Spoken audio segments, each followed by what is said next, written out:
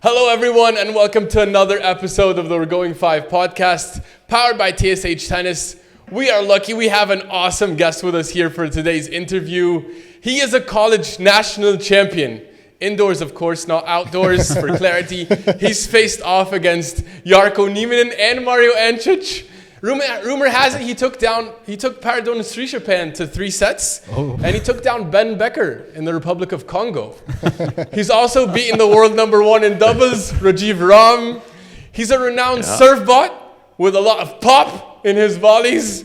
He's the coach of Rosemary. He is the Raw Dog King. Everyone welcome Coach Conor Casey to the pod. Welcome, Coach Conor. Let's go. Welcome, That was Coach. a great introduction. Yeah, Hey. that's what I want them to say if I ever make it to the finals of the tournament. That was perfect. You earned it. You earned that intro, and man, oh man, you have so many funny skits out there. Well, which one's your funniest? Like, which is your favorite character or skit to do? Well, Raw Dog, I was even hesitant to even put the Raw Dog out there because I was like, does anybody else even know this character? Nobody's going to get this one. I used to play doubles with a Raw Dog, and I just thought it was too neat, and I put it out there, and it got 1 million views like by lunch, and I was like, okay, this is the guy. Yeah. So it's also the easiest one to play because you just have to stand still, but I'm a raw dogger Raw dog. myself. I think it's like characters. Like we all aspire to be just like zen and enlightened like the Raw Dog, right? Okay. Raw Dog's awesome. It's like- No, I'm not him. I'm definitely not Raw Dog. I'm definitely not him, but on the other side, you have the guys that are always like they have the entire outfit and all the gear. And when I was young, I was like, whenever I would see someone walk in and they have everything out, like they're wearing Roger's outfit from head to toe, I'm like, what's gonna happen? And then you warm up for like maybe 30 seconds, and you're like, okay, this is completely not what I expected. This is not Roger in any way, shape, or form. No. In fact, if you see a guy who's going to practice in his collared shirt, you're going to beat that guy. You're not worried tell. about him. You're not worried about him. No. It's the guy with like an old T-shirt that he found in the lost and found with one racket. You're good luck. You're gonna have problems today. You know, and just picked up the racket, like no bag, no racket bag. Yeah, just no, Yeah. the 2 rackets like in each other like that, and then they just walk in with a T-shirt on their shoulder. That guy's deadly. Because Yeah. they might change into it, might not, and that's it. It's over. Match It's over. It's pretty like regional too, the Raw Dog, because when I grew up in Toronto playing tournaments, and we didn't have as many Raw Dogs. It's so cold that everybody's wearing track suits and has a bag. But then I went to Arizona, and the first Raw Dog I ever met was this guy, Chase Exxon. I remember the name. He was top. I think he was number 4 in California, and he shows up like you said with the racket. Got the racket with the stuck through the middle of the other ones. Yeah. Pair of sandals and like a Quicksilver T-shirt. and just Quicksilver is a big giveaway. yeah, and just like I'm like, who's this guy? And he just dominated the wow. event. Classic. Which character though is like the closest to who you actually really are? Well, I've had people tell me I'm similar to the Raw Dog. I don't know if they're just trying to be nice, but I think I'm a combination of the Raw Dog and just like my coach character. Yeah. You know, the guy who yells "Rosemary Pop." Like I do get pretty animated during my practice sessions, and try to bring that college energy to the women's seat teams and stuff like that. I'm like that character, but more self-aware. Is that what made you become a coach? Because you felt like you're that character? I think I became a coach because I made more money doing that than cutting the grass in the summer, and then I just got stuck, and now here I am. Yeah, well, you've come a long way. But also, what's this deal about like this inside joke about being the indoor versus the outdoor national champion? I mean, the video, it cracked me up, but like, can you walk us through this whole shenanigan? Well, like every little nuance in tennis is on a meritocracy, right? Like everything. So like grass is maybe a bit more, it used to be like this. I think it's changing, but grass used to be the pinnacle surface, and then it was hard court, and then it was clay, but then it would like indoors was like, there was no slam on indoors. So like no Grand Slam, indoor Grand Slam. So if you won a tournament indoors, it's like, yeah, but you didn't have to face the elements. So, okay, like there was no sun, there was no wind. Yeah, whatever. It's a win, but it's not an outdoor tournament. Yeah. So it's like easier. Doesn't get enough respect. Do you think Rafa thinks that way when everyone tells him, oh, you didn't win the ATP finals? You're like, yeah, but that's an indoor event, so who cares? Yeah, maybe. Yeah. Rafa's actually horrible on indoors. Yeah.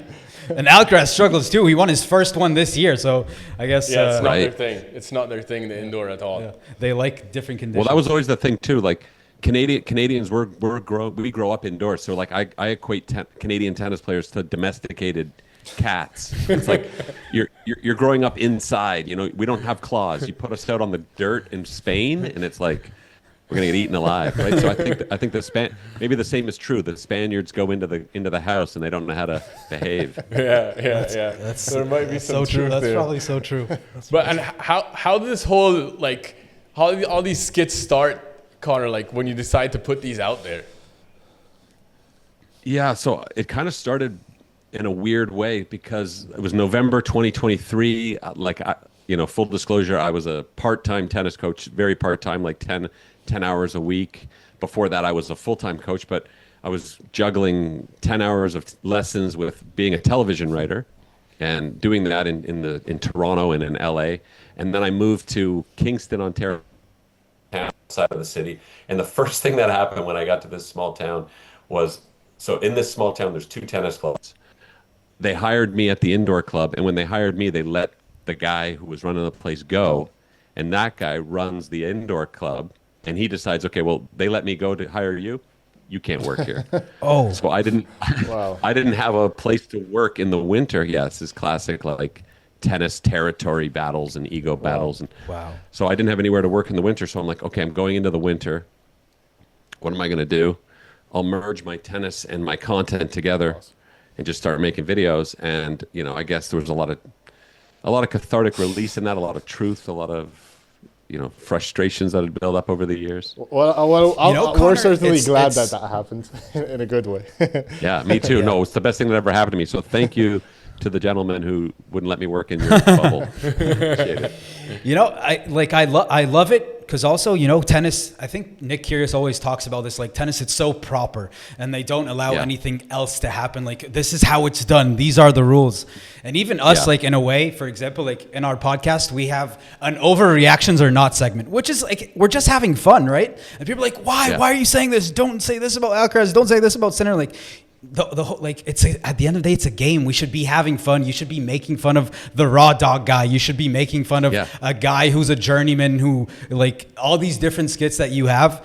Like it makes it's I feel like, and obviously you brought people into tennis like you were telling us before, and I think that, like that's how the sport's gonna grow. But staying inside like this cookie cutter thing, it's not good for the growth of the game. So thank you for doing what you do, really, because I think it's a big difference. It's gonna make a big difference in the long run for like bringing younger generations. Like, oh, look at you make a skit about this guy or this guy, and then let me actually go watch some tennis. And then voila, someone sees Musetti hit some passing shot backhands. You're like, whoa, what's that? I need to watch this sport much more than I do.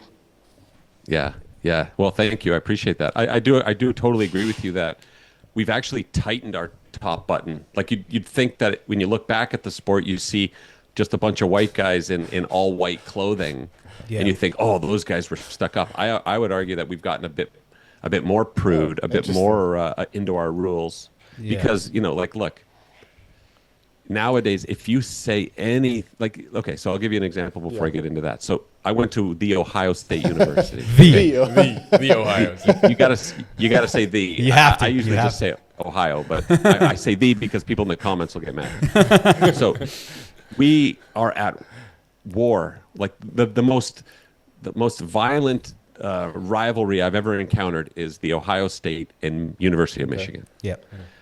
I got to be a part of it. And when I meet somebody like in the regular world and I find out they're from Michigan, this is 20 years after I graduated, it's like, oh, fuck Michigan. Oh, fuck Ohio State. Pardon my language. But then we're like friends. Yeah. And it's like this weird, like we're allowed to have these like very heated relationships in football and college and stuff. With tennis, it's like if you say you don't like Djokovic, or like if you go online and say you don't like Djokovic, or you even say you don't even like, you like him, but you think he's a little boring, you're going to get slaughtered in the comments. Yeah. So I think we you're right. We haven't really embraced this idea that like you're allowed to have like, oh shucks, I hate Nadal, but we're friends. Yeah. Like, you don't have that enough At all. Yeah. Yeah, we don't. It's weird. It's weird because maybe because of the individual nature of the sport. I mean, it used to be that you would connect with maybe people still do this. You connect with the player that your game feels most connected to, right? Yeah. Of course. Yeah. So I liked Pete Sampras because I like to serve and volley, and I didn't like Agassi because Agassi's a baseliner. And I'd find other serve and volleyers, and we all knew that now that the game is it's so hard to figure out when you watch it what the differences are unless you're a trained eye. You're someone you're a national champion. You played college tennis, and so you'd be the perfect person to ask here. And recently we've been seeing so many college tennis players who transition to pro and are successful. Yeah. Whether it's like you have Nuno Borges just took down Casper Ruud, you have Cerundolo playing amazing tennis, and obviously we have the legends like Isner or whatnot. But like now, Fearnley also, Cam Norrie. Like, how do you think of like this thing of going to college and then going into the pro direction? What are your thoughts on that? Yeah. Oh, I think that we're going to see it happen more and more to the point where in the next 5 to 10 years, I'll call it now that like majority of the top 100 will be people that played college tennis. Wow. That's a lot. I think so because, well, we got a couple things, right? Number one, you can get paid to play college tennis now, and I'm talking like paid. I'm not saying like tennis coach money. I'm talking like like $100,000 plus. Some guys making at Wake Forest or some of these bigger schools. The facilities are much better now, so you're getting great training. You're getting incredible physiotherapy. The coaches are really relaxed and understand now that people are trying to play pro, so they're letting them go play futures and challengers during the schedule. And then on top of that, the window of development is getting bigger and bigger. It used to be you'd want to skip college because if you're coming out of juniors, the age 18 to 22 is like your peak performance window. And if you're going to go spend that in, southern Idaho for 4 years, you're missing your opportunity to win a slam. But now it's like, okay, I got 4 years of just getting bigger and stronger and getting paid $100,000 to sharpen my sword before I go on the tour. I think it's a no-brainer. In fact, I would say the smart decision now is to go play college. And then do you think that's going to be only for Americans or for international people as well? Yeah, I think it's going to be both. Unless I'm missing something, I feel like great for both. Why would it not work for international? I don't know. Maybe it's tougher to go all the way to America, live there, move there. Maybe some logistical decisions that they have to make. But I think that's a. Although I love it, I agree with your logic. I think it's a bigger prediction than saying Fonseca is going to be world number one, though. I feel like it's a nice prediction, though. I like it. Like a Fonseca comes out of nowhere. Like some of these guys, they just come out of the womb and they're just dominant, right? Like he seems like that kind of guy, right? Yeah. Like there's videos of him like when he was 12 years old whipping the forehand. Like it looks exactly the same as it does now. It's ridiculous. So when I was 21 playing some futures, like it was well known that the Spanish clay court futures tour, it was the hardest in the world. Okay. Like avoid it at all costs. And then, and then I heard that they're like, but there's this 15-year-old kid who just won like 5 Spanish futures in a row. Of course, it was Nadal. Right? Yeah. You were on the come up with him. So Conor, basically, you were on the come up with Rafa. That's what you're saying. Yeah. I'm a bit older, but he was. Yeah, we were neck and neck. You ran into some tough players. I saw in your history you ran into Jarko Nieminen. Yeah. You played Mario Ancic. What was it like going against those guys? Oh man, well Jarko Nieminen was the number 2 junior in the world when I played him. I lost the first set 6-love and was down 4-love, and then I broke him and he smashed a racket. So Really? Being 6-love, 4-1 up, he snatched the racket. yeah, he beat me 6-love, 6-1. And I was like, am I that bad? Like, wow.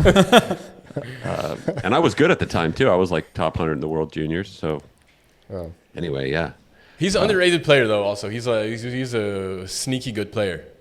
Yeah, like it's that grinder. Like makes makes the first 3 balls no matter what. Like that. I always struggled with those guys.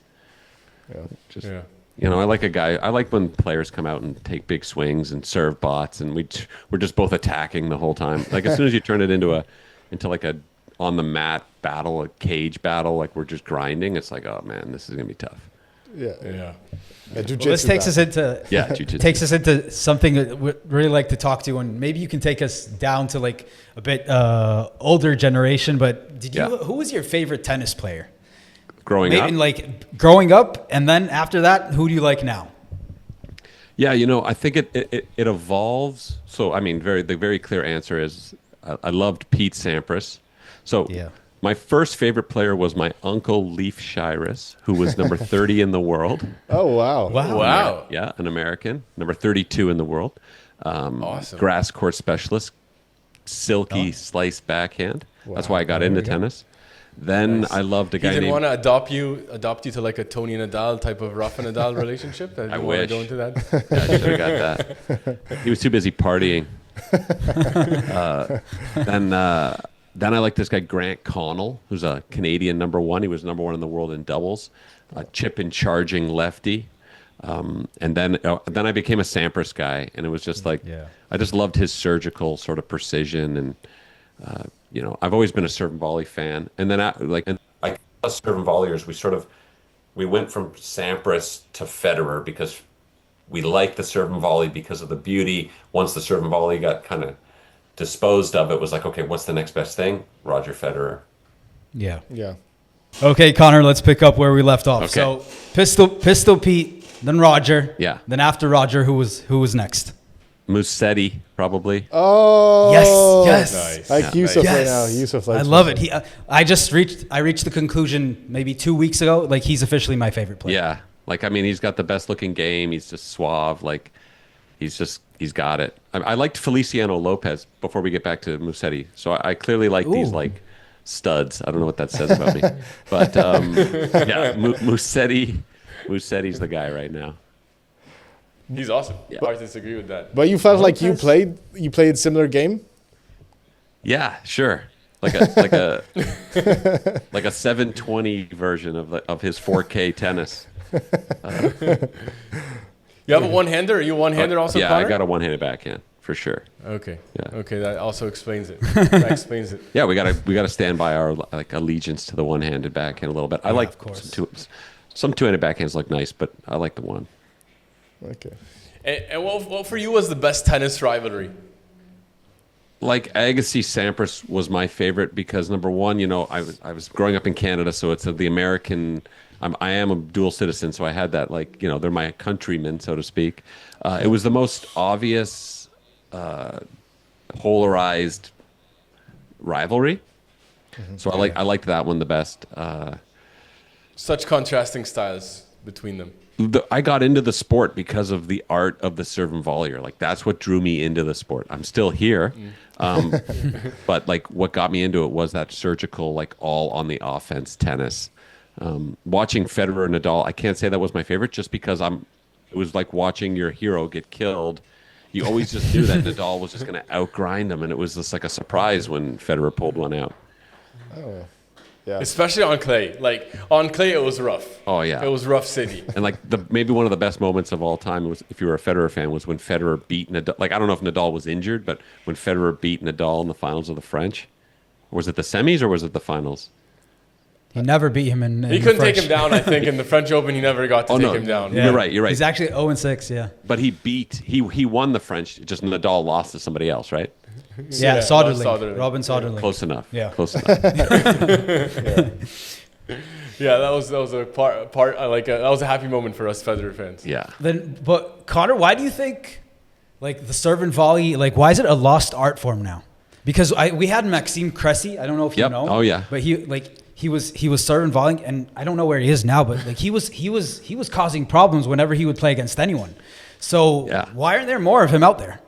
I think, the quick answer why they're gone is the technological advancements, the strings, polyester string, Babolat rackets, slower courts with some of that sand they put in the hard courts.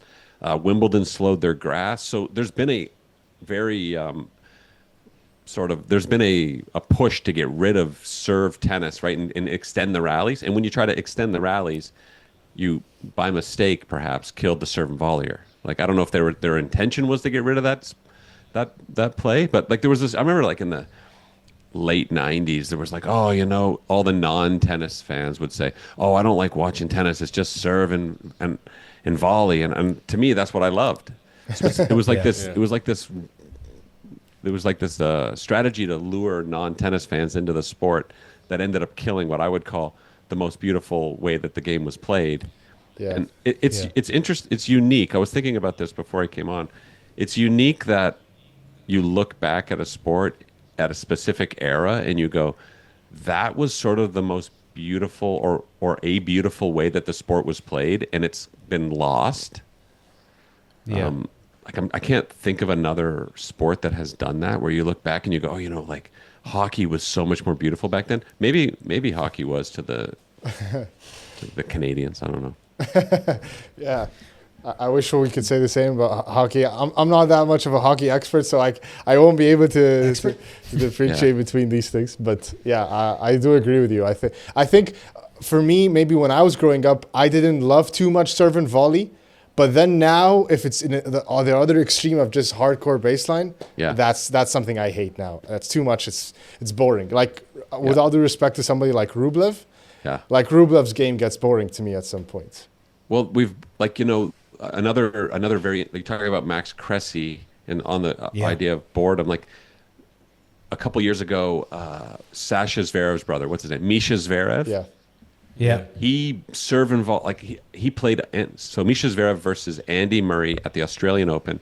It perhaps is still on YouTube. If you watch that match, Misha Zverev, I think he serve and volleyed every single point, and he won. And it's like, I'm like watching this thing, going like, this is the best tennis I've ever watched, or this is the best tennis I've watched in like 10 years. And I was like, is it coming back? But then Max Cressy comes out. I think Cressy, like, what is he, like 6'6"? He's a tall guy. Yeah. He's a big dude. And I remember when he was winning, they were interviewing him after his matches, and he was like on some trip about like Zen Buddha. Like, he was in some enlightened place for like 6 months, and then it seems to have dissipated. But like, that was exciting. It was. Yeah. It was. Then you're someone who loves the serve and volley, and I would say, and like that's an art form. I think one of the furthest people away from that is someone like a Jannik Sinner. Yeah. What are your thoughts on Jannik Sinner's style, like gameplay? Well, first of all, I love him because he's a ginger with freckles, and I feel that pain. I mean, he's just so perfect as far as like a whippy, elastic praying mantis that can just eliminate the competition without any emotion. It's hard for me to get on the bandwagon and really feel for him because I never see him interacting with the audience. I don't see any signs of artistry. Like, obviously he's an artist and he's got some of that, he's got the touch and everything. But I'm struggling to get on the bandwagon with him because he's just so curated. Like he gets this drug ban was weird. It's like, now I'm not going to say if he's guilty or not, but the way it was handled was just so strategic. Like, it just feels like, why are we banning the best player in the world for .000 containment of something? Like, why would we make that a national? I don't know why the sport would even make that public unless it was something a bit more severe. But I don't want to get into conspiracy theory. I don't know. He's just kind of boring me a little bit. But maybe I'm an old guy now who just doesn't get it. Yeah, it's like the complete opposite. Alcaraz is so quick to just to put his hand on his ear to ask for the audience, and Sinner is like never thinking about it.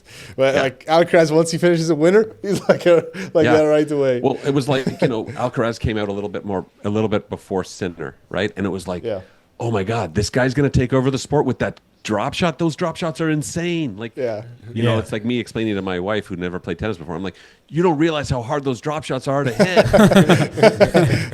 She's like, whatever. I'm like, no, it's insane. The amount of skill. And then Sinner just comes out and we're like, wait a minute, we're not going to like get to watch drop shots for the next 10 years? Like, no, he's just going to read them all and just kill it.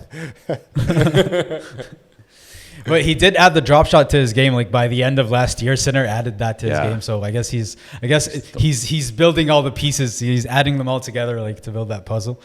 But he is. He's like the Grim Reaper. He just takes the life and just sucks it and crushes it. What do you think of João Fonseca? Yeah, like, I mean, just so electric, such a massive forehand, probably the biggest forehand we've seen from a teenager.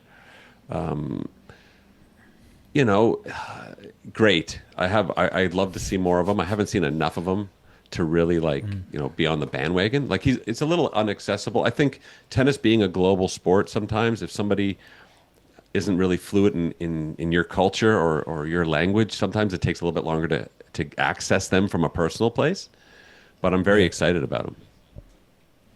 Is he the next Big Three member? The new Big Three? Maybe. Ooh. Who are we looking at Big Three right now? Alcaraz, Sinner, and then Fonseca? Yeah, or whoever else. Draper, Rune. Draper's in there. Draper's in the conversation. Draper, Holger, Rune, Musetti. Draper seems like he's burning on diesel fuel. Like, I don't know if he's got sustainability. He seems like he seems like he's coming in fast, and like, can he stay there for a long time? I don't know. Yeah. I like lefties, so hopefully he does. Me and Yusuf are lefty. Are you? You're not lefty, nice. Are you? No, but I'm lefty at everything other than tennis. I should have played lefty. How though? You're reverse. You're one of those rare breeds. Like, you're reverse Rafa. You're right with your left. I'm a reverse Rafa. I do everything with the left except tennis. How did that come about? I don't know. Like, my mom's like that. My wife's like that too. It's just some of us exist. Wow, that's interesting. Yeah. We would when we would play baseball, I'm a lefty, but I would bat like a righty because it was like a backhand, and Smaya's a righty, but he would bat left-handed because it was like a backhand in tennis. Ah, there you go. Yeah, so I guess maybe something like in a way. I wasn't like that, but yeah. You were just throwing the pitches. I'm trying to find some reasoning to it. Then Conor, one of the biggest questions everyone always asks in tennis, and we're going to ask it to you because we need to ask you. Yeah. Who is your GOAT? You ready? Yep. My GOAT. I'm gonna go with a hot take here. Okay, my GOAT, Kim Clijsters. Oh wow. Okay. Wow. Keep it going. She had a child and then won a Grand Slam. Yeah. Yeah. You know, and if you've got a wife and a child and you realize the trauma they go through, the fact that she had a child and then won a Grand Slam, we got to give her some. You got to keep that in the conversation. Djokovic has not had a child and then won a slam. Good point. All right. Good point. He sleeps in a hyperbaric chamber and he eats well and easy for him to win slams. Go have a kid, Novak, and then win a slam, and then we'll talk, buddy. You just threw a wrench in the GOAT debate. Yeah. He's not gonna be able to come back from that. Well, how can anyone refute that? Like exactly, you can't refute that. Now, having said that, I'll give some honorable mentions. I think that you know, the boat, the most beautiful of all time, the beautifulest is Federer. Yeah. So as far as great on the eyes, Roger Federer. Yeah. The coat. The coolest of all time, Marat Safin. Oh, okay. Nice. There we go. Nice. And then I guess if we go by numbers and percentages and who has the most wins, Djokovic. Yeah. Right. Oh, but then you got to say Serena Williams too. I mean, she's got to be in the conversation. She just, you know, the amount of stuff she went through, and she just dominated for so long. Yeah, but she couldn't win after having a kid, so Kim Clijsters wins. Exactly. Kim Clijsters is a true GOAT. Yeah. What about Rafa? Rafa gets no awards in your categories, Conor? Rafa, look, I'm gonna get some hate. Rafa represents so much of the stuff I don't like about tennis. He came out and he said, like, I get it. Like when he first came out, I loved him. He was this teenager with the long hair and the capri shorts and hitting the buggy whip forehand, which is one of the coolest shots that was ever introduced to the game. I love that Nadal. Yeah. And then very quickly it was like, oh, wait a minute. This guy's just like a Sinner type machine who just destroys at all costs and plays every single point as if his life depends on it. He's not the party animal that he potentially Nike tried to portray him as. So then I was like, okay, well, this guy's just going to beat my favorite player for the next 20 years. So it's tough to like, I have resentment. I'm bitter. Yeah, I feel you. I think Smythe's the same. I think Smythe, you're also the same. Similar. I was like really hating on Rafa for a long time until it was like he was about to retire. I'm like, oh wait, don't go. I actually like you. Yeah. I tried really hard to like do that, but one of the most painful experiences you'll ever have as a tennis fan or a Federer fan, especially, is watching Federer miss chip backhand returns at Wimbledon on break points in the finals. I don't know if somebody should put together a montage of all the break point chances Federer blew at Wimbledon, and a lot of them were with Nadal's just slippery slice out wide that didn't have much pace, didn't really penetrate the court too much, but was just in the corner, and Federer just chips it into the net every fucking time. Trauma. Those cuts seem deep, man. Those cuts seem really deep. Very deep. They are deep. Well, I mean, it's nice that you segued into this about the most beautiful of all time. So maybe let's talk about the most beautiful strokes. Yes. I know you're a big fan of the Federer forehand. Is he the most beautiful forehand, or who has the most beautiful forehand to you, Conor? Oh, the most beautiful forehand. So I like Roger Federer's forehand. I also find beauty in ugly things, and I like Yevgeny Kafelnikov's forehand. Oh, we need to go back. Definitely go check that out. Yeah, he's got like a continental grip. It's like, it does not look like it should work, but it's a beautiful mess, which I love. And then, who I likes forehand? It was Coco Vandeweghe. Had this big old swaggy forehand, but like Federer is the GOAT for forehands. Yeah, the continental grip on the forehand. Like also, like I don't know if you've seen Stefanos Tsitsipas's grip on his forehand. He like shanks a lot because he has like a pretty extreme grip. Like, what do you think of his technique? Again, like I like sort of the non-traditional look. I mean, I know it's like a continental thing where I'm like, okay, if he catches that high and he's gonna shank, which he does.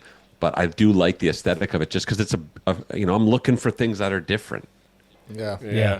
Mm-hmm. What about Medvedev? Do you like his forehand? The octopus. Medvedev is like awkward and everything is like all over the place with his style. I think he's one of those guys who's a disruptor in the sense that like he's not going to be in the conversation in 10 to 15 years of like GOATs, but he's going to be a guy that had a big impact on the sport because of how far back he stands. I think a lot of juniors are going to adopt that, and we're going to see like a lot of like Medvedev style guys come out.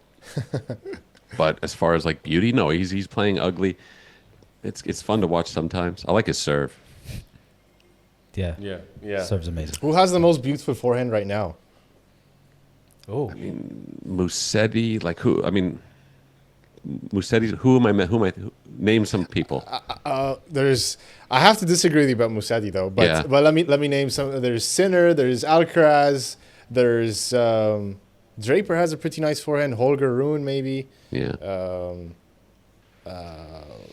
Casper Ruud. Like you have some of these. Like, Casper Ruud. I'm trying to think of somebody that has he stands out a bit maybe. I think you're not liking any of these because they're like all similar in a way. Yeah, right. Like it's a homogenized game right now. Let me see. Zverev? No, Zverev says he has an ugly forehand. Francis Tiafoe has a weird looking forehand sometimes. He has weird looking strokes. I kind of like that. I like the weird. Yeah. I like that like flicky weird wrist. Let's see. I think you also like Tommy Paul as well. Maybe I'm guessing you like something like Tommy Paul's strokes. I do. I think he's a little too focused out there, and I wonder how he gets so focused. Demon Can you break that down for us, please? Yeah. What do you mean he's too focused? What's going on with him? Does he have a therapeutic use exemption? I don't know. Maybe not. I don't want to throw shade. I love the Americans, but God, he gets pretty focused. That's all I'll say. Or Dimitrov is. Yeah, Dimitrov. Yeah, okay. Well, that's like that was baby fed. Baby fed. Baby fed. Yeah. I like Sebastian Korda. Yeah, that's a good choice.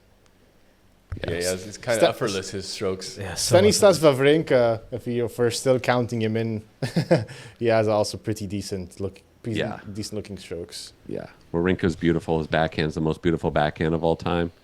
Oh wow, Yeah. that's you quickly had a big take there. Oh yeah, I don't even know if that's a hot take. That just is almost a fact. Yeah, it's not a hot take. It's not that big It's of a beauty. we were just watching it yesterday. Actually, he was just hitting those down the line backhand winners, and there's nothing like it. Oh yeah. There's more nothing like than it. Fed. Yep. Yeah. Oh, I would say. Yeah. And then you know what? Sloane Stevens, her forehand when it's on, that's when I saw that live like a couple, like it was 6 weeks before she won the U.S. Open that one year. She played Lucy Safarova, who I was touring with. They played in Toronto, and Lucy was playing well at the time, and Sloane's forehand. I was watching the match. I'm going, this forehand's absurd. Like, how is this woman not, dominating this? And then 6 weeks later, she won the U.S. Open. It was massive. Good. And speaking of Madison Keys, also. Oh yeah, when Madison she- Keys when massive. she- I mean, Zabalenka, like the women's game right now is sort of defined by big, massive forehands or like incredibly sprightly like grinders. It's kind of fun. Like Jasmine Paolini. Yeah, exactly. Like, I mean, look at the Italians, man. Yeah. What is it? Tennis is an Italian sport now. It is. It's crazy. Yeah. It's crazy. Yeah. Who They have was the the most guy that just? top 100. There's the other guy who just sort of came out of nowhere. I know I'm a bit late to the game, but he just won Hamburg. Yeah, Koboli. Yeah, Koboli. Yeah, Koboli. Yeah. And he was playing He's amazing. top Yeah. 30 guy. Yeah, like unreal. They have the most number of players in the top 100 on the men's side. I think they have like 13, 14, something like that. Amazing. I wonder why that is. Yeah. Yeah, Yeah. I have no idea. There are lots of conspiracies though. What's going on there? And they have the ATP finals in Turin, and they have the Davis Cup now. Everything's in Italy. So Yeah. I don't know. But I want to ask you also, who has the most beautiful two-hand backhand? Safin, Ooh. Ooh, that was gorgeous. It was. Agassi. Is it not Djokovic? But actually, somebody I find really, really nice is Zverev. I think he has a really nice two-handed. Yeah, you like What do you think about that?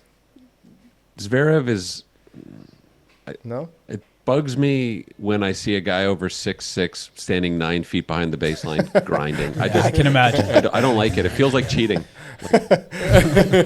When you come from the old school, those guys were supposed to run to the net.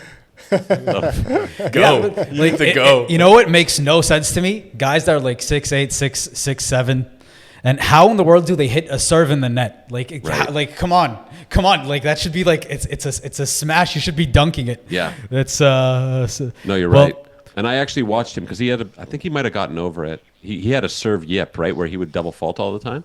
Yeah. Yeah. Yeah. I watched him in practice one time. I was standing there watching him hit practice serves for 20 minutes. He didn't miss one. Wow. Wow. Yeah. So it was So it's a clearly mental some thing. mental thing. Like, it was unbelievable how many serves he got in a row and then something happened. But it seems like he got over it. Yeah, he seems to be much better now. But who's your favorite serve then? Favorite serve? Currently, Kyrgios.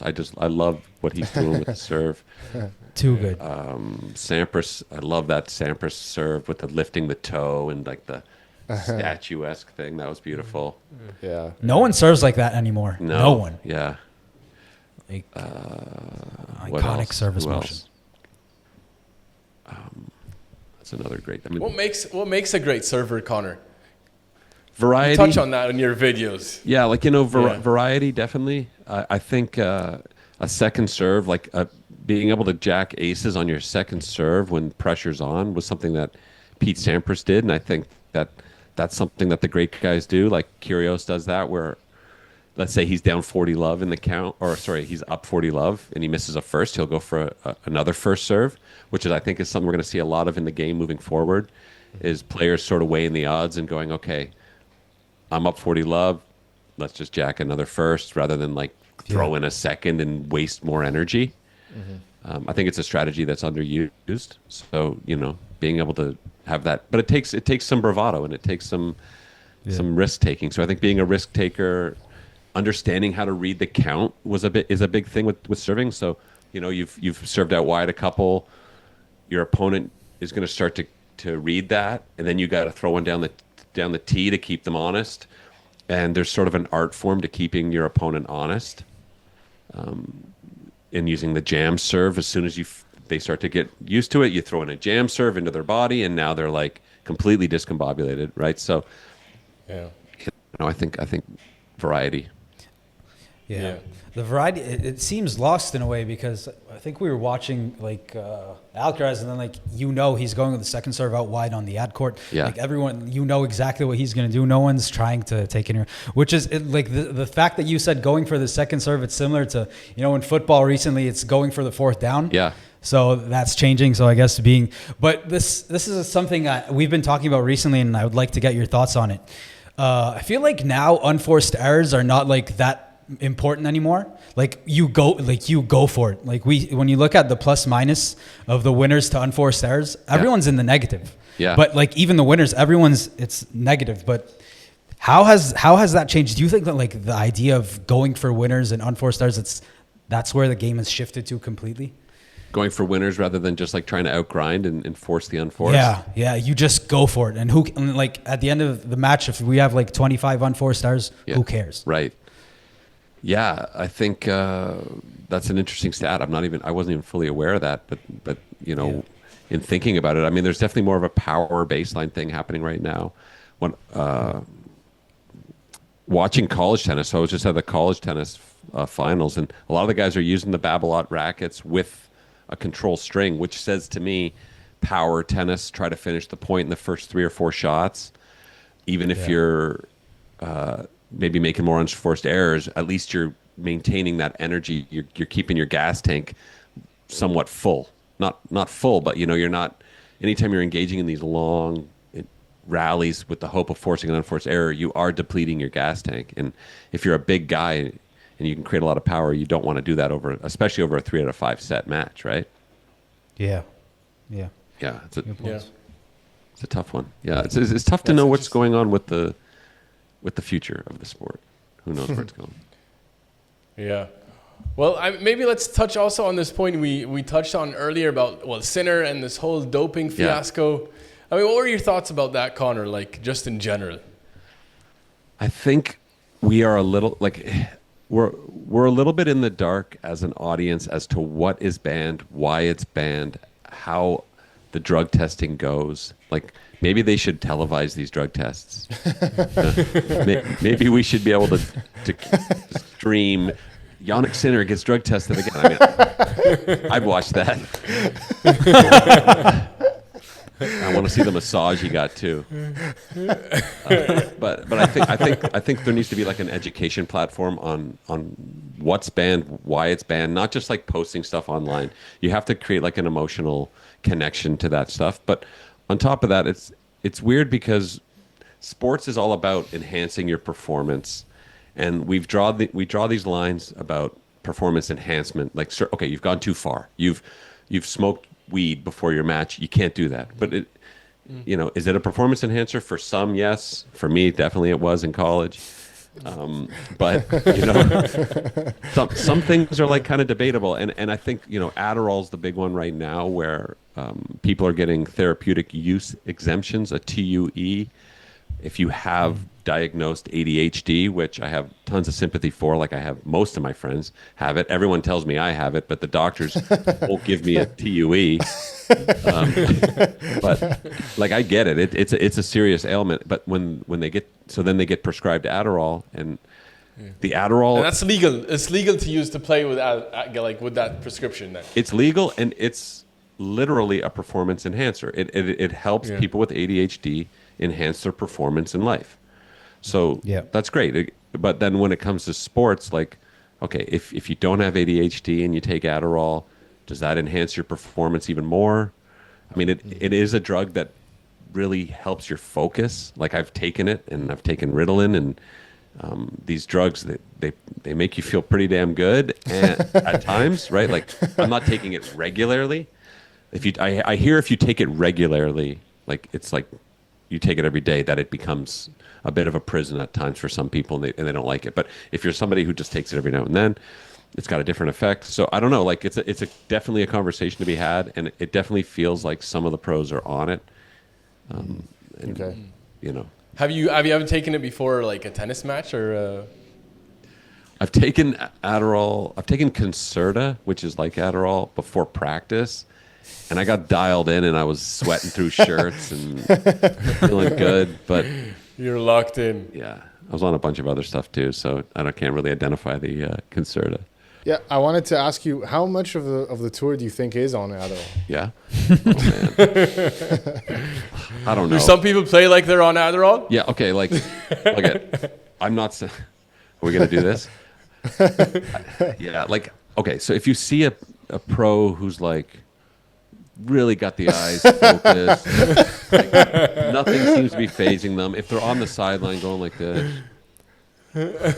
like to me, it's just like it seems a bit too. It seems like you might be on something.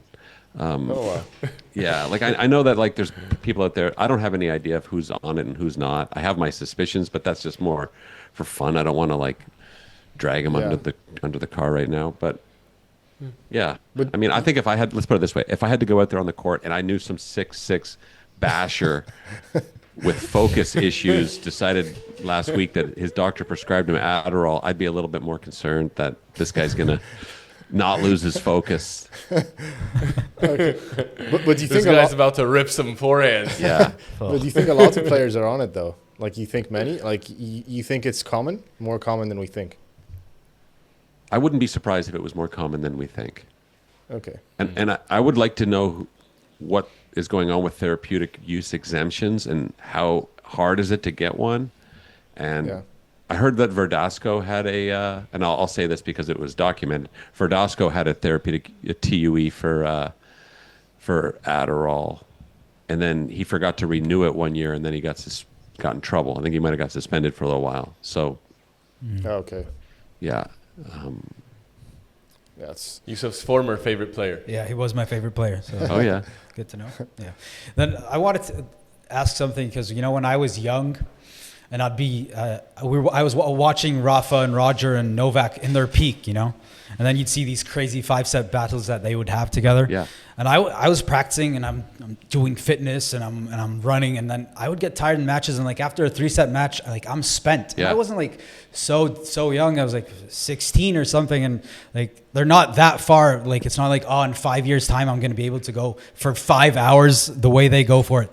Like the fitness that these guys had to go for that long, like how natural was that? How natural was that? Insane. And Yeah. I've seen guys like I was on a team at Ole Miss with like 5 Swedes. Like my team was primarily Swedish guys, and they were just like thicker. They had stronger legs, thicker bodies. They could recover better. Like I do believe that there are just some people that are just genetically better at recovering and running and enduring that stuff. Yeah. But to me, it was crazy. I'm like when I would watch them, like, okay, there's no way I can make it. Yeah. Like, when you're young, you're like, you dream, and then like what they're doing is something else. It's not what I do. Oh, not even close. yeah. Not Like even close. I hit like if I play a 1-2 out of 3-set match, the left side of my body from serving is completely cramped up, and I can't even play. These guys are going like 2 weeks, 3 out of 5 set battle. Yeah, it's unbelievable. Yeah, It's unreal. Yeah, It is. Yeah. Well, Conor, you're someone who was put yourself out there as a really obviously your content, the coaching content, but you're someone who has lots of knowledge from a playing side and now from a coaching side. So let's ask you some things and get your insights from a coaching perspective. Okay. So, one of the big things I feel like lots of players have is the fear of losing whenever they go into a match. Like, I'm afraid to lose. And then instead of the wanting to win, it's the fear to lose. Right. And how do you help if I'm a player who has that fear of losing? How do you help me overcome that? Yeah, I think you have to have a long-term goal in mind, but more of a long-term plan in mind. So, for example, when you look at a match, like if you're playing one tournament every couple of weeks or once a month or once every couple months, the stakes of that event become much higher because, you know, it's like, oh my God, that tournament, you have a lot of, oops, let me get that. No worries. Hey, okay, yeah. So if you're only playing tournaments sporadically, the stakes get higher. If you're not competing very often, the stakes get higher. The more you're competing, the more you start to realize, oh, okay, you know, this match is just a part of the larger plan. So I think that helps quite a bit. And then even playing 40, 50 matches, but doing that in a very concentrated amount of time, because what will start to happen in that time is that the points will start to bleed into each other, and you'll have a moment, what I would call an epiphany, where you're going like, you know what, I got matches ahead of me, I got matches behind me, I got a bunch of points to play in this match. Like it just doesn't even matter. Like let's just start trying things because I know I'm going to be playing more, and that tends to get you into more of like a present state where you can just focus on the strategy that you're trying to implement rather than like constantly being like, oh, well, I got to make do with this match because, you know, I don't have another one for 4 months or 4 weeks, you know? Yeah. That's actually really interesting because we just had an interview with Christoph Wiegen. He was a former top 30 player. We asked him that question, and it was actually spot on with what you said. Like, you need a long-term plan, right? Because so you're not so focused on the here and now. So that's awesome. Yeah, I guess that's the way forward. That's what let's write these down. Like, this is a blueprint. This is the blueprint. No, it makes sense. It makes total sense. Of course. But, is this what you came up with on your own, or what you were taught? Bit of both. Like, I mean, the way I just said it makes me feel like it's my own, but like the truth is, you know, I think a great coach that I had when I was first starting the sport told me, like, you have permission to lose. Oh wow! And just go lose. Nice one. And when you're a kid, you're still in that educational place, right, where you literally go to a place that you get educated, a school. And you're embracing the concept that you're at least you're forced to, but many of us are embracing the idea that we're growing and we're getting better. And if you get introduced to tennis at an early age and you've got that growth set mentality, sort of, it just becomes another thing that, okay, well, losing is just tennis school. Yeah. Right. That's a really nice framing of that. Yeah. That's a really nice framing. Would that go hand in hand with making and helping a player relax going into a match? Making players relax is a tricky one. What I like to do is I like to create a bunch of pre-match rituals, listening to music. You know, it helps that I'm like, as a fun, quote unquote, funnier. I like to be funny with my players before the match. That keeps them relaxed, keeps everything sort of, the muscles, tension out of the body. But keeping people relaxed is tough, right? When that match is coming up, you got to be almost distracting yourself on purpose. Like, and you distract yourself through rituals. And mid-match, are there like specific tactics that you recommend For relaxation? Yeah, or like to stay calmer. Yeah. So one thing I like is if you're sitting on the first of all, always sit on the changeover unless you're the raw dog, because if you're losing and the other guy is just walking around like they got somewhere to be, and you just become their complacent servant, and you're just like it's just sit. I think is a big one. Like, sit on the changeover, have a ritual on the changeover, always take a sip of water, always have a little moment where you check in with yourself, checking in with your chest. So what tends to happen is you sit down on the changeover and you got adrenaline going in your chest, either because you're tired or because you're losing and you're pissed off. Looking at your chest and watching it, and then gaining control of your breath by looking at your chest and making that connection and saying, okay, I'm going to control when it goes out and when it goes in. That's a really fun way it's a very effective way to stay present and to gain control of your breath and to relax in the middle of a match. That's a good one. Yeah, obviously just breathing and like even going like this. That works. Yeah. Well, Rublev is one of the guys that's always had problems, like I guess recently, and you can see him now in the changeover. He sits down, and he's breathing much more than you would see him breathe before. Yeah. So, yeah. So it's and he's a ginger, so he's got more rage in that system. What did you think of him and Safin teaming up? That seemed kind of ironic, right? Yeah. I felt like, who's gonna understand someone who has all these? I don't know what you call them, like the same type of mentality, or not I don't know what it was, like rage. Yeah, that rage. Someone with the demons, I guess.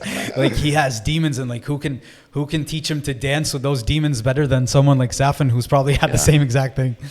Yeah, no, I think that I've worked, in tennis, you're exposed to a lot of Russians. I have a lot of Russian friends. Love my Russian friends. They sometimes they get that existential dread.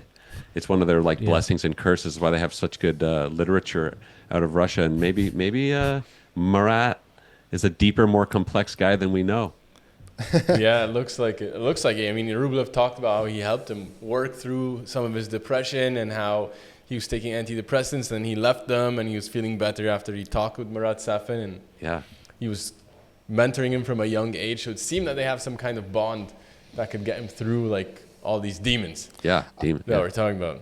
I don't know about, for me, it feels like it's a short term solution. I feel like it's like a teacher, and he's like monitoring him. It's like if you're going to the military, okay, they're gonna fix you up maybe, but they're not gonna really, it's not like a long-term fix, in my opinion. I felt like he's gonna maybe have short-term success, but because has this person he's very intimidating, also Safin.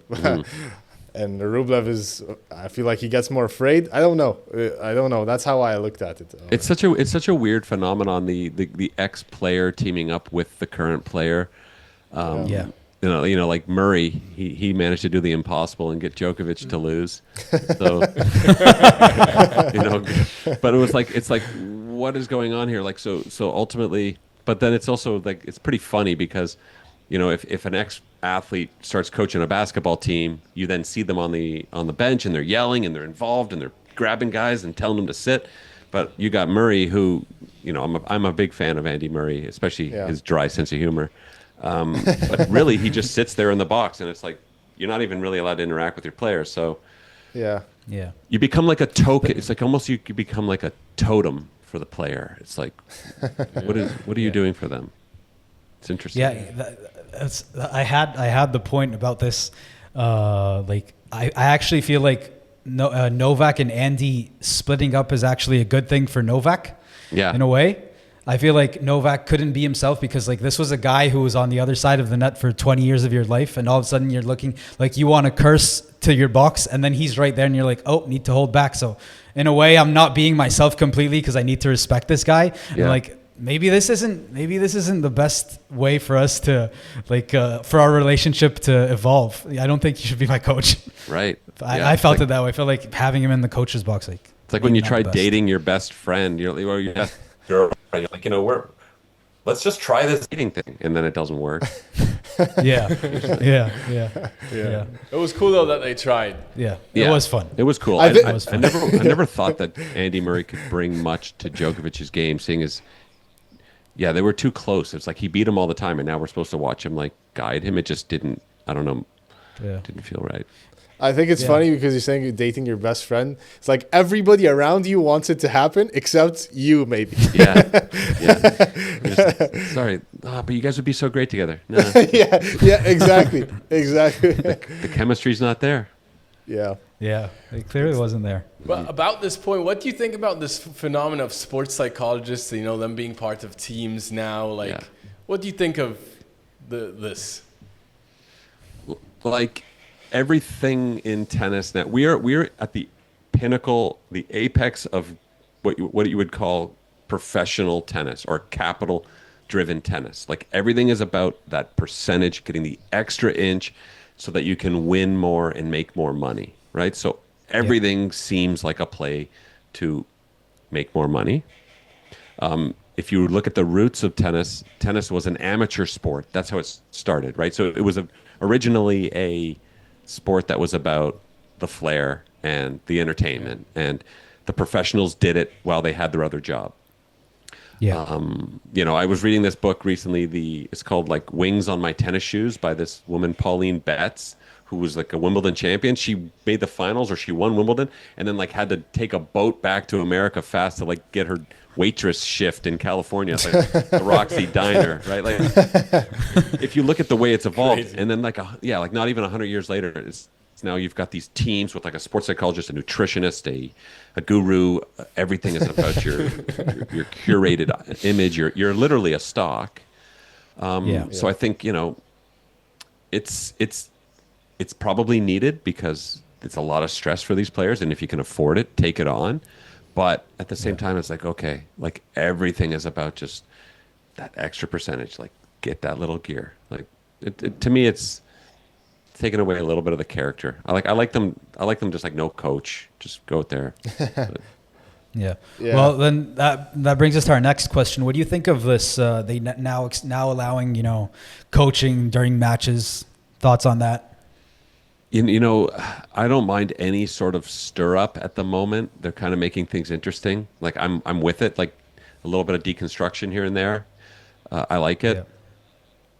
Yeah. Okay. Yeah. If we wanted to keep the sport pure and get rid of coaching completely, I'd be with it too. I mean, you just want to change them. You want to change things up. It's like, I don't know what's happening. It's like it feels like we want to deconstruct, but I don't know why I want to deconstruct the sport so much. Yeah. And what about you as a coach now, Conor? Like, how are you maybe different than your coaches? Like, what are you like now compared to what are you doing that your coaches maybe weren't doing with you? I definitely, I work mostly with women's teams and leagues and beginners. I think that the juniors that I do work with, I talk a lot in metaphor. I try to really make things fun, and I really am mindful of contextualizing winning and losing. I don't ever really celebrate my players for winning very often, almost to a fault maybe. Like, I like to think that my coach, I had certain coaches that were all about, man, just shut up and win. Like if it's all about winning. And I try to give my players more of a concept that tennis is an investment that you're going to have for the rest of your life, which is hard to contextualize when you're a kid. Yeah. But yeah, I think I do more of a job of like trying to put patience into my athlete and let them know that tennis is a sport you're going to play for your life, not just like you got to be great before college. Yeah, that's refreshing to hear also. Yeah, like I'm more of a soft coach. Like I'll be the first to say it. Like I'm not grinding my players. I don't want to like give them a knee. We got enough like Goggins guys online talking about who's gonna carry the boats. Yeah, like I get it. It works. It connects for people. It never worked for me. Again, like I got into this sport because of the fashion and the serve and volleying, and now I'm like, whoa, grinders, like cooler. Yeah, way too many grinders right now for you. Yeah, it's just I mean I apply a lot of that mentality to my work, but with tennis, it's like it's supposed to be a fun place. Fully agree.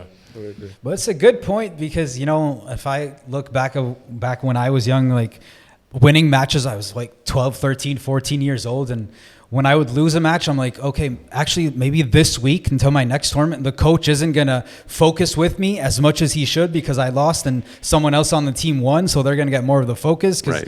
Like, and then it really was like, it did come down to results. Like, okay, if I win, I'm happy because then my coach is happy, and then I don't know, maybe my parents are happy. But when I lose, I feel like so ashamed and disappointed. Like, oh, I need to grind now, and so I can get there, so they can focus with me again. Maybe I get a chance to play for the team next week. Like it was.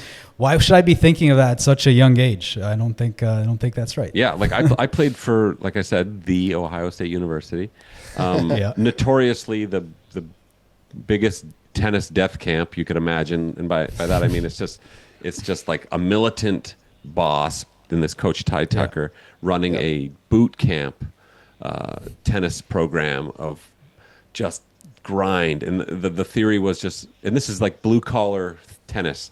out of Ohio. It's like we are going to be the hardest working program in the country. We are going to step on the court every single time and know that there's no possible way in hell our opponent worked harder than us, because we're going to break all the NCAA rules and just work as hard as we can. And that's just what we're going to do. And you just see so many athletes and so many vulnerable young players break in that system, myself included. And you just go like, to what end? Like, so that you can, play win the Big Ten finals, which, by the way, in a year from now, you're going to have another chance to win, and then another. Like, it's not like this is a once in a lifetime opportunity. So it's tough from some of the players that I've seen that have been broken down by hard coaching for me to then become that. It ends with us. You know that expression? Like, it sort of ends with me. Like I'm like the playful guy who makes comedy videos and keeps you relaxed before your match. And what do you think is the age where it should become like, okay, now we need to focus more about like the results. We need to focus more on being more professional. If if someone who's trying to become a tennis player, if you were coaching them up, when would you make that shift? At what age? Like, ironically, where I am, like, sort of about easing on the journey, if a 2-year-old or a 3-year-old was to come out and just be like, I'm all in on tennis, I'm going to sort of fuel that fire a little bit. I'm not about like, oh, well, hold on, let's diversify their portfolio and like let's make them a more well-rounded player. Like, I see the thinking behind that, and I respect it. But I think, like, look, if someone's got a passion from a young age, go. Now, let's say you do get a jack of all trades who's 11 years old, or let's say 9, and is playing 10 different sports. I think around 9, 8, 9, 10, 11 is like, you got to pick one if you want to be a pro. Oh, okay. I think. But if you choose earlier, go with it. Don't think it as a flaw that. Yeah. Well, there's a culture also element to coaching and development of players. Like, Americans seem to be the best at like serving and volleying and like forehands. Like, can you explain that, Conor? And like, is that trend ever going to change, or what's happening there? Yeah, like, I mean, Americans are hard court players. So they come from a big bashing culture because they're playing indoors on hard court up north, or they're playing on hard courts down south. There's a little bit of clay, but for the most part, it's sort of that banging, boisterous American hard court tennis. The Spaniards are dirt devils, most of them, right? They grow up on the clay. They grind. I think there's an expression in Spain that's big legs, big heart, big forehand. I don't know. It's something like that. And then you got the Canadians that are like the domesticated animals. We're growing up in like a sterile environment that's perfectly curated. And because of that, when it comes to a lot of the elements, we struggle a little bit. But we're beautiful at like serving and more of the volleying and stuff. So yeah, I think you are a creature of your environment for sure. That's so interesting, because now that you're saying this, I'm like thinking about like Felix Auger-Aliassime, which he seems to really thrive on the indoor hard. And now I'm kind of connecting 2 + 2. Yeah. He has a lot of titles, I think, on indoor hard. Yeah, he does. Well, he grew up in Quebec, which is majority indoor fast hard. And if you look at his service motion, right, it's just very, like, he has a lot of time to work on that. It's some of these guys that grow up on the dirt, their serves are a bit more economical because it's windy, got to grind longer. Yeah. That makes sense now. Yeah. Something else I wanted to ask you, Conor. We talked about the different, like, the Americans and the volleying and depending on the culture. What we do want to ask you about a bit is something that you do often with, I think so, right? Do you, well, actually, before moving on to that, I would like to ask you this. Sorry, let me go back. Yeah. I'd like to ask you this. So after college, were you touring? Did you try to go on? Before college, before college, yeah. Okay. Can you just talk to us a bit of, like, because it's so tough, right? Can you talk to us a bit of how tough that is? Yeah, futures. So I only played a couple. Like, I played mostly money events, and then I played maybe 7, 8 futures before I went to college. it's such a grind. I think, it's the number one thing is learning how to deal with your free time. Not because you got so much free time on your hands. There's only a certain amount of time in the day that you want to train. You can get stuck overtraining if you train too much in your free time. So you got to be able to know how much is too much. And then at the same time, you're going to Montreal and all these cool cities, and there's temptation to go party because you're only young once. So I feel like that element is probably one of the hardest parts of it. And then you add to that just like the insane grind of trying to win matches in different conditions that you're not used to. It's just, it's a recipe for an existential crisis. If you have any sort of like, like if you're like Rublev or Murat Safin and you start thinking about life, like you're going to have a lot of time to think about that. Now, I think there's like if you're like a jock and you can just kind of be simple and stoic, that's going to help. Okay. Yeah. Well, also, Conor, you made some interesting clips about like your coaching life, how you're like coaching like CEOs and VIPs, and like, what's that like? Maybe take us into that world a little bit. Yeah, like the high-end clientele coaching. Yeah. I mean, I'm just constantly alert as to these people's characteristics and trying to help them, right? So it's the muscle of being a tennis coach, is like trying to find little ways to make people better. So when I got somebody who's already making $1 billion a year, and it's like, okay, how am I going to help this guy? But what I find with these like incredibly successful people that I've had the privilege to work with is that they are very positive, very curious. They listen, which is like already intimidating. You're like, here's somebody. Why is this guy listening to me? Like, and they're very positive too. Like I've never found myself with a billionaire, and I've had a couple that I've coached. I've never found myself like talking trash about somebody with them. Like we're talking about tennis, and it's like, how do we get the ROI on the kick serve? You want to 10x that top spin, like you need to get to. Let's 10x that. We got to buy Q4. That ball better have more RPMs. Is it fun? Is it fun? Do you like coaching these people? I do. I do really like it. Like I like creating the personal relationships, especially with people that want to get better at tennis and have already sort of made the sacrifice in their mind that they're like, okay, tennis is part of my life. I'm going to be playing it as much as I can. I'm hiring this guy to be my coach, and we're going to get better. Like once you engage in that relationship, it's great. When you engage in the relationship of someone who's still like, I don't know, maybe I'll play, or they're wishy-washy, like, those relationships are a little bit more transactional, not as exciting. Okay. Yeah. You've coached all different age groups. Do you have a favorite age group you like to coach?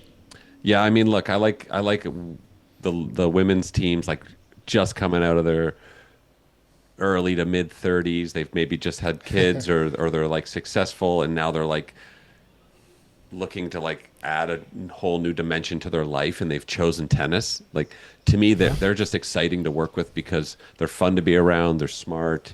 They do really more so than the guys. They seem to be vulnerable to the idea of learning. So I would say they're my favorite. And then I also like working with kids that are really eager, like a 9-10-year-old who's just loving the sport. Like you can't help but get infected by their excitement, That's awesome. Yeah. Okay, Conor, I want to ask you about some match strategies. Yes. So how do your players start off a match? How would you like your players to start off a match? My favorite strategy to come out the gate swinging. I stole this one from Ty Tucker at the Ohio State University, so it checks out. Just start big right away. I think we have a tendency to be nervous right at the beginning of a match, especially, and there's this bad myth that you're going to just ease your way into a match, which I think never works, unless you're a very, very seasoned veteran who knows how to do that. So most of the time what you want to do is you want to get a shock to your system by going for a couple big shots early. When you do that, you're getting the negative energy, you're getting the tension out of your body, you're taking a big cut. And if one of those lands in, you're going to get a big jolt of confidence as well. But if you hit the back fence, at least you've gotten the sillies out of your body, and you've maybe even sent a message to your opponent that you're unpredictable. So it's kind of the perfect time to do something like that. Okay. That's awesome. That's awesome. Yeah. Can I just say an example why I think that's awesome? And I think it makes great sense, because me and Horn, we used to play football, and I would be so nervous, because you're playing, it's a contact sport. We'd be so nervous. And then once I get that first hit, just that first hit, and it was like, okay, it's over. Let's go. It's go time. Yeah. So this is exactly, this makes total sense. And look, no one ever broke it down. And you mentioned earlier that I have a win over Rajeev Ram, the #1 doubles player in the world. And it's only because I did this strategy and swung as hard as I could at the very first return of the match, and it went in. And then I played like a superhero for 8 games. So had I not done this strategy, I doubt I would have won that match. Okay. Well, that's good. I was going to ask you if you found success with that, but it's the best. Sure. It's to me, it's one of, if not the best sort of like energy strategy that you can have, especially in like if you ever get caught playing a pro set or like a 6-game set, like a doubles 6-game set where you can only play one set. If you do it out the gate fast, you can just ride that momentum for the next 8-9 games. So it's a huge one. Is this is also there anyone? a good Is there? Yeah, go ahead. Go ahead. Sorry. Is this a good strategy for men and women? Yeah, definitely. Okay. I think. Yeah, I wanted to ask, is there anyone that you saw, any players in general that I can go look at and like, yeah, this person used to do this or this person does this? Anyone in mind? Oh, what I'm currently talking about? Yeah, like is that someone that goes big like Nadal. Sampras would Nadal. go, like, Rafa? Yeah, Rafa does it classically, because after I learned this strategy and then I started telling people about it, I was like, I'm sending my clients clips like, see, this is what I'm talking about. I would always send Nadal, because Nadal would always take a massive cut at like the first return of a match. Yeah, okay. It's true. So interesting. He also came to mind when I thought about that. Yeah. Okay. Nice. I want. You also talked about like sometimes you can force people, like your opponent, to double fault. Right. How can you do that? Right. Yeah, like this is where you're getting into a little bit of gamesmanship, which I'm not wild about. Yeah. There's the far end of the spectrum, like bad gamesmanship, which is like tapping your racket on the ground or making little check steps, or and then it starts to get a little bit less gamesman-y, but it's still gamesman-y if you stand really close in or you take a weird stance on the return. Like that stuff is considered bad behavior, but it's not really that bad of behavior. And then I think I posted on my page how to force the double fault in doubles, where if you're the returner's partner, you stand a little closer to the middle. Yeah. It just creates a bit of claustrophobia for the server. Yeah. I don't think it's bad behavior. I mean, some people in the comments blast it off, saying they just smoke you in the face if you try to do that. To me, you're just falling right into the strategy, what the strategy wants, which is for you to get angry and try something stupid. So Yeah. It's Win-win. funny. It's funny because again we're going down to the cycle of the tennis versus other sports. Like with other sports like basketball, football, these things are so normal. Yeah. But in tennis, it's like, oh my God, no, you did this. It's like so bad. Don't tap your racket. Like that's. Yeah. Oh, you got the silent audience, so everything you're doing is like on a microphone, so it's enhanced. Yeah. But do you have what are your thoughts on intimidation tactics? Do you like it, love it, don't like it? Like would you advise any of your players to think about it, or is it all their own? As far as intimidation tactics are concerned, I like raw dogging or sandbagging, where you basically just act like you're bad and you got lucky. I got lucky. Yeah, hopefully I get lucky later because you're a damn good player, man. I'm just lucky to be on the same court as you. Funny one. I think I saw somebody said, I played with my friend, and on the changeover, he was like, he's saying he was getting cooked, and he asked that guy, him, when you serve, when you have the toss, do you breathe in or out? Right. Then he was like thinking all the time. Totally. In fact, I played Brad Gilbert in a Pro-Am one time, and he's famous for those type of games, and he played all those games on he says to the amateur, he goes, well, it's the sun's not really out. Do you guys mind if we change sides every 3 games? And my amateur's like, what does it matter? And I'm like, he's pulling a winning ugly. He's getting to you. Brad Gilbert needs to win against an amateur guy. Yeah. Funny. Are there any like warm up intimidation tactics? Yeah, like CC warm Rafa. up. So I think the faster you warm up, the better. So if you just come out, take 2 ground strokes, jog up to the net, hit 1 volley, ask for 1 overhead, hit 1 overhead, walk back, and you're just like, okay, dude, are we gonna get this over with? Because that makes the other person feel like it's they're the one holding things up. Okay. Yeah. So I love that one, and it's not really gamesman-y. It's just kind of like it's a good one. Yeah.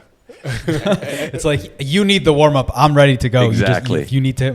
Yeah, it's like, this is your thing now, buddy. Like, What do you need? You want some volleys? You want some more volleys? Oh, yeah. Yeah. Here, take some. it's also a good way to keep the balls fresh if you're a serve and volley or a serve bot. Like, you don't want to wear out the balls in the warm up. That's a huge pro tip. Like, don't hit 10, 15 overheads in the warm up, and then those balls will be grapefruits by the time you play.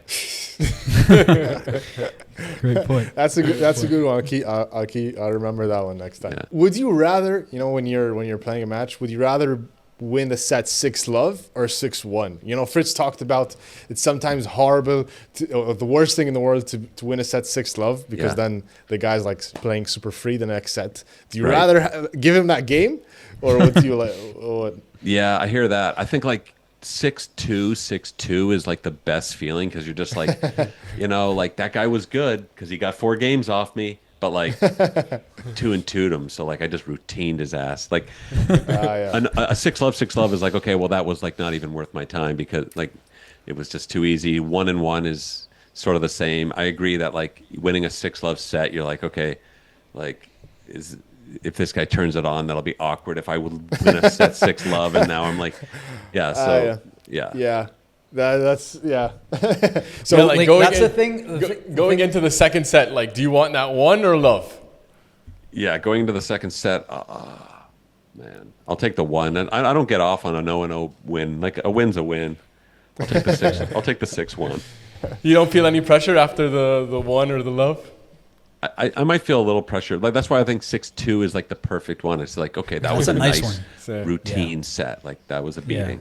Then let me ask you this: would you rather win like 6-2, like 2-2, or 7-6, 7-6? Ooh. Yeah, like the 2-2 is just the routine, right? So it's just like, I won 2-2. Like it's like it's no big deal. But like 6-6 is like, that's nice. I like a 6-6 because you showed the rest of the competition that you're a guy who can win in the breaker. So if they get you into it, because what you do too is you build momentum in tiebreakers, right? So every time you win a breaker, it upgrades your software. It's like you got onto the mat. Like, so you were in a fist fight, and then it went onto the mat, and then you choked the guy out. So it's like anytime anybody gets you on the mat now, they're like, oh fuck, this guy's a breaker player. He knows how to do this. That's how if cool, we flip it? If we flip it on the losing side, because this is something a friend of mine told me back then, and he said, I'd rather lose fast, like a love 1, for example, than lose like a 7-6, 6-7, 7-6. Which side would you like to be on if you're on the losing end? No, I'll still take the 7-6 in the third loss, just because. Yeah, it's heartbreaking. Yeah, it's a heartbreaker, but I don't mind a little heartbreak. It makes me more creative. I think a 4-4 is good. Yeah, like what's the optimal loss? Like I guess like a 4 in the third, I don't mind, because or if you got I like going I mean, I want to go 3 because at least it shows that I could have maybe won. Like I can tell everybody that I could have won. Yeah, exactly. Yeah. Well, also a 4-4, like it was just one break, and it could have gone either way. Yeah, like a break in each set is it could have gone. Yeah, like 5-4 is a pretty classic. Good hurrah! It's like, was the score like 5-4? Or like 6-4. Like I had my chances. A couple of points here and there, and I win 6-4. And like you're actually telling the truth, but like Who knows? Yeah. You're like, I played like 6 deuces, so like it could have gone either way. Yeah, versus I got a late call and messed with my head. It's even funnier. It's even funnier because sometimes, like in tennis, we usually don't do like the golden point or like the right. Deciding point. Sorry, it's more in paddle. So it's like sometimes in paddle say I lost all the golden points. I lost all the deciders. And then that's why I lost 6 love. Exactly. What's your favorite excuse to hear about losing a match, Conor? The worst one is I only lose to people worse than me. Like I couldn't beat her. She was just like so bad that I couldn't. Like that's the classic. I hear that like twice a week. I can't beat pushers. Like I'm just such a pure ball striker. And okay. Is that more from guys or also girls as well? Both. Okay. I hear it from dudes all the time. It's just like Okay. Is that your favorite? Is that the best one? That one's classic. Another one is like, I didn't have much to eat that day. I was like weird. Like I didn't eat. And then like the match got pushed. Like they're always talking about what they had to eat that day. Like that would have made a huge difference. That's new. I didn't hear that one. I never heard that. No, I didn't get to eat them. That's a classic. New. Then they, blaming the courts. Yeah. Blaming the court, the racket's also good. Classic. Yeah. Well, speaking, we touched about Padel before. I want to ask you on Padel. What do you think about the emergence of Padel? We have also a Padel podcast as well. It's some exciting things going there. What do you think about Padel? Well, absolutely loved the experience. It was so fun. Tons of enjoyment there. Like really exciting. I think that because I was a serve and volleyer as a tennis player, it felt like I was going back home in a weird way. Like it's a sport that really allows you to serve and volley. You get up to the net. You're using overheads and just the continental grip. So that was like very exciting. Way more athletic than I imagined. Like it ain't pickleball. You ain't going to see Rosemary and Janet out there and banging overheads into the cage. Like that ain't happening. Then speaking of pickleball versus Padel, what do you choose? Well, okay, so pickleball, to me, pickleball is like some sort of version of tennis, which is like, I don't have much time. How do I learn? It's like, here, just take this paddle. There's a wiffle ball. Like, you'll figure it out in 5 minutes. Like, go ahead and don't drink too many margaritas because, we need you. And Padel is like, okay, you've learned how to do the continental grip, so you've earned sort of a rite of passage in tennis. Like the continental grip, right, is something that tennis players really struggle with. Yeah. Yes. And when they finally get it, it like opens up a whole new world of tennis. Like it's short angles, you can hit slice. Yeah. It almost feels like once you learn the continental grip, like a room opens up over here, and it's like you can now also play paddle. Yeah. True. And True. like so many of my like high level tennis buddies and like tennis diehards, they love paddle because they're like, it's what you wish you could feel like on a tennis court. Yeah, that's true. That's very true. That's a nice point. It's true. Conor, I always like to talk about, the most exciting points that we have in tennis are usually like the cat and mouse when it gives a drop shot, then a lob. Like those are the ones like the point of the tournament. You do that every single point in paddle. Yeah, you get into the net. I think, I'm still a tennis purist in the sense that, like, to me, the pinnacle of racket sport enjoyment is ripping the ball back and forth, like in a rally. Like, I think, of course. That's the timeless thing that tennis has that keeps it in the conversation and keeps it still, to me, the apex, because there's just something about that cooperativeness. We don't talk about that enough online and just in the sport, that, like, this is a sport that you can just go out there and just rally the ball back and forth and get an incredible workout. Yeah. And, it's not always about the competition with tennis. Yeah. Mm-hmm. Well, Also, pickleball is like, they're now college programs for pickleball, Wow. Conor, and Wow. I don't know if you saw that there are also scholarships now for pickleball. Right. Is this going to threaten tennis going forward? I mean, Yeah. the Ohio State is going to have a pickleball program, And they're going to break all the competing with rules. They're going to they're going to stay up late. They're going to practice harder than every other school. Pickleball. Yeah, and the kids are going to be losing their scholarship because of pickleball and going out at night. I mean, I don't know, man. Look, pickleball. I got a good friend, Blaine Hovenier, who played at UCLA. I coached him for a little while. He became a pickleball pro, and he's doing great. And he's got a lot of flair, and I love watching him play. Yeah. So I do have respect for the pickleball, but yeah, I'm not going to add that. I'm not going to add a but. If schools want to give a scholarship for pickleball, clearly they can make some money off it, and more kids get to go to school. Yeah. Just relax. Don't take it too personal, okay, guys? Have fun. Yeah. Smiley, take it away. Do you think paddle is going to be your new avenue, or are you sticking with tennis here? Oh man, if I had a paddle court in my neighborhood, I'd be playing every day for sure. Really? Oh yeah, I loved it. It's pretty addictive. It's addictive. It is, man. It's just exactly what you want. Continental grip, overheads, volleys. I mean, tight quarters with the boys. Yeah. But then what do you think? Because Novak Djokovic talked about this a bit. Tennis at the grassroots level is struggling a bit. Actually, we see it a lot here in all around. I guess in Europe also, they're turning tennis courts into paddle courts. Yeah. Oh, paddle courts. Yeah. Oh wow. Yeah. Because you can take a tennis court and turn it into 3 paddle courts. Yeah. Do you think the tennis is going to struggle? The future of tennis is going to there's competition there now, or you think tennis is going to be fine? I think tennis is in trouble a little bit.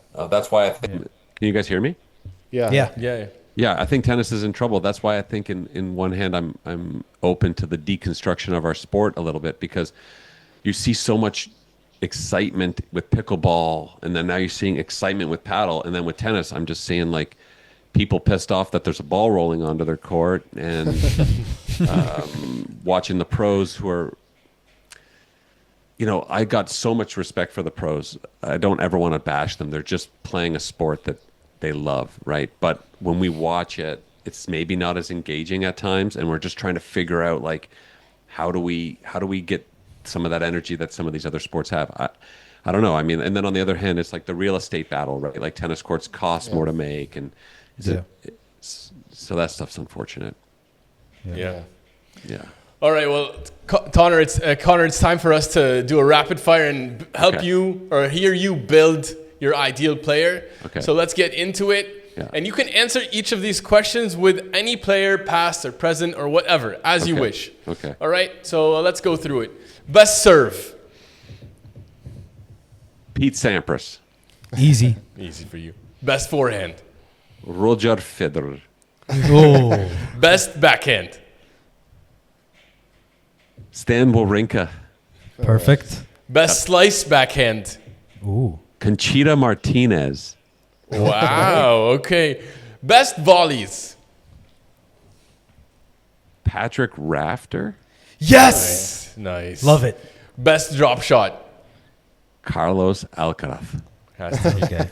Most talented. Safin. Okay. Nice. Most underrated. Most underrated. Conor Casey. Yeah, Conor Casey. Let me think on that one. Cut this dead air out. Underrated pro. Federer, maybe? I mean, he's not even in the talk anymore, and he's... Can I say that? Interesting. You can. You can Say whatever you want. Yeah. Interesting. Okay. Underrated. Who's playing right now that's underrated? I mean, Musetti. Let's go with him. Just say Nice. All right. Nice. Yeah. Awesome. Nice. Most athletic. Djokovic. Great one. Mentally toughest. Djokovic. All right. How about most clutch? Most clutch. I mean, you kind of got to go Djokovic again. 4 for 4. That was good. That one return right. that he hit against Federer at the U.S. Open that one year, like in 20, I don't know. Yeah. That forehand return. 2008. Yeah. It was 2008. iconic. Like, Jesus. Like, yeah, that's Iconic. the shot heard round the world. Yeah. Best slam atmosphere. Ooh. I like U.S. Open. I've only been to the U.S. Open, but I like American bang. Yeah. You have a favorite Masters event? Ooh. Let's go with the NBO, the National Bank Open in Toronto. Okay. Home open. Canada represent. Yeah. And what's your favorite match you've ever watched? So I watched Pete Sampras versus Marat Safin 2002 at the National Bank Open. I had good seats, and it was 7-6 in the third for Safin. Wow. Yeah. That's an iconic match. Yep, and I watched.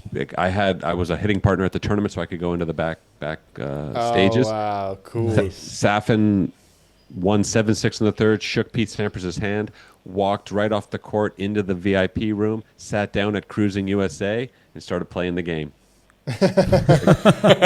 Right to an arcade game, like nothing had ever happened.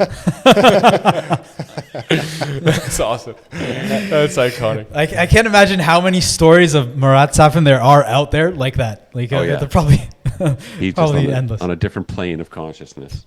Well, that's what Rublev is looking for, isn't it? I guess so. It's trying to touch some of that.